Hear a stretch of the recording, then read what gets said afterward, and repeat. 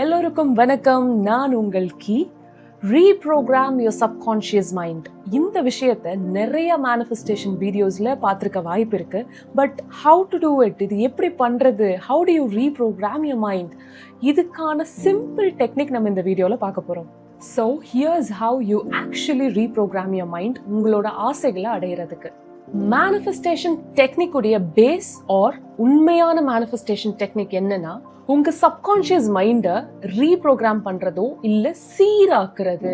எவ்வளவோ manifestation teachers are coaches இந்த ஒரு கீ ஆஸ்பெக்டை விட்டுடுறாங்க மேனிஃபெஸ்டேஷன் பத்தி சொல்லும் போது. ஸோ உங்க சப்கான்ஷியஸ் மைண்டை ரீப்ரோக்ராம் பண்றதோ சீராக்குறதோ ஒருநிலைப்படுத்துறதோ இஸ் குவைட் சிம்பிள். மூணு ஸ்டெப்ஸ் சொல்ல போறேன். அந்த 3 ஸ்டெப்புமே ஈஸி. Number 1, repetition.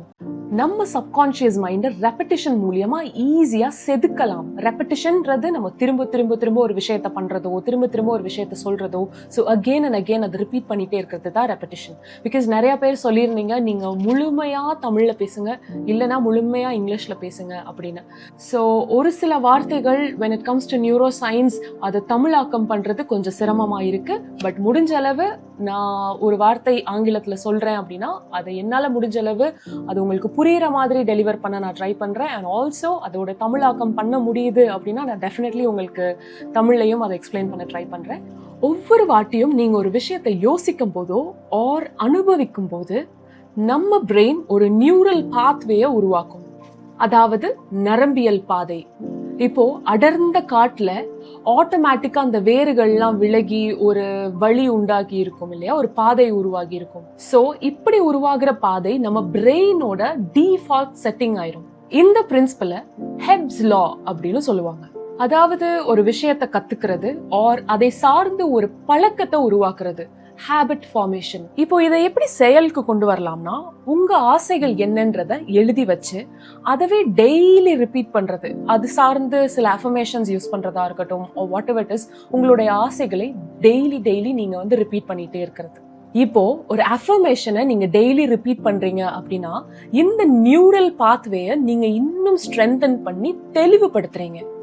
உங்க ஆசைகளை தெளிவா சப்கான்ஷியஸ் மைண்ட்ல பதிச்சு இதுதான் உன்னுடைய டிஃபால்ட் செட்டிங் அப்படின்னு நீங்க ரெஜிஸ்டர் பண்றீங்க. இப்போ எப்படி ஒரு புது இன்ஸ்ட்ருமெண்ட் கத்துக்க போறீங்க ஆர் ஒரு புது லாங்குவேஜ் கத்துக்கிறீங்க அப்படின்னா அதை திரும்ப ப்ராக்டிஸ் பண்ணுவீங்க, அதை திரும்ப பேசி பார்ப்பீங்க. இந்த மாதிரி தான் யூ ரிப்பீட் இட். அதே மாதிரி தான் மேனிஃபெஸ்டேஷன்ல repetition imprints in your subconscious mind, பதிக்கப்படும். Step 2, feeling and emotion. நம்ம சப்கான்ஷியஸ் மைண்ட் எதை ஆழமா பதிவு பண்ணும் அப்படின்னா, எந்த எமோஷன் அதிகமா இருக்கோ அதை ப்ரையாரிட்டைஸ் பண்ணும்.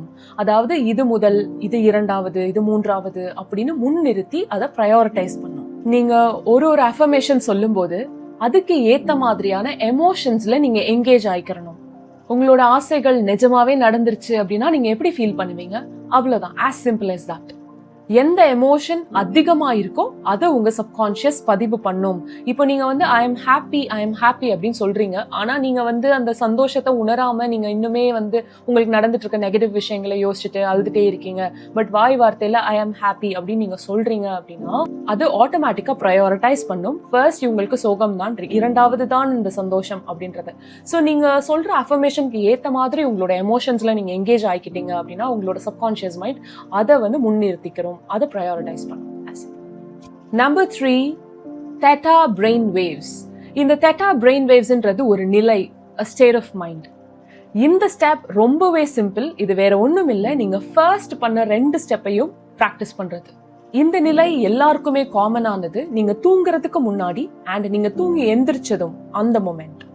இந்த நிலை என்ன பண்ணும்னா, நீங்க சப்கான்ஷியஸ் மைண்டுக்கு செலுத்துற விஷயங்கள் எல்லாத்தையுமே அது ஈஸியா ஏத்துக்கொள்ளும்.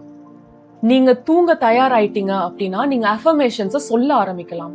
அண்ட் அந்த அஃபர்மேஷன்ஸை சொல்லும் போது உங்க எமோஷன்ஸையும் சேர்த்து சார்ஜ் பண்ணிக்கோங்க. அஃபர்மேஷன்ஸை சொல்லும் போது ஒவ்வொரு வார்த்தையும் ஃபீல் பண்ணி பார்க்க ட்ரை பண்ணுங்க, அதை உணர்ந்து எக்ஸ்பீரியன்ஸ் பண்ணி பார்க்க ட்ரை பண்ணுங்க. தூங்குறதுக்கு முன்னாடி இதுவே உங்களுடைய கடைசி செயலா இருக்கட்டும். இப்போ உங்க சப்கான்ஷியஸை ரீப்ரோக்ராம் பண்ணணும், அதுல சில விஷயங்களை பதிவு பண்ணணும்னு நினைக்கிறீங்க. இந்த theta brain wave state உங்களுக்கு ஒரு பாலமா செயல்படும். நீங்க எது பதிவு பண்ணாலும் அது ஈஸியா கொண்டு உங்க சப்கான்ஷியஸ் மைண்ட்ல பதிவு பண்ணிவிடும். ஸோ உங்களுக்கு எந்த ஒரு இன்ட்ரப்ஷனும் இருக்காது. அதனால தான் இந்த நிலையில நம்ம இதை ப்ராக்டிஸ் பண்றோம். நான் ஒரு விஷயத்தை ஹைலைட் பண்ண விரும்புறேன். டிரான்ஸ்ஃபர்மேஷன் அப்படின்ற விஷயம் ஒரே ராத்திரியில நடக்காது. பொறுமையா இருங்க, இந்த ப்ராசஸை நம்புங்க. இந்த ஸ்டெப்ஸை நீங்க அன்றாட ப்ராக்டிஸ் பண்ணும்போது ரியாலிட்டி ஷிஃப்ட் ஆக ஆரம்பிக்கிறத நீங்க பார்க்க ஆரம்பிப்பீங்க. உங்களோட ஆசைகள்ல இன்னும் தெளிவு கிடைக்கும் அண்ட் உங்களோட டிசையர்ஸ் ஆர் கோல்ஸுக்கு நீங்க இன்னும் நெருக்கமா வருவீங்க. So repetition, feeling and emotion and தெட்டா brain wave state, இதை நீங்க ப்ராக்டிஸ் பண்ண தொடங்கிட்டீங்க அப்படின்னா உங்க சப்கான்ஷியஸ் மைண்டை அன்லாக் பண்ற கீ உங்ககிட்ட கிடைச்சிருச்சு. இப்படிக்கு உங்கள் கீ.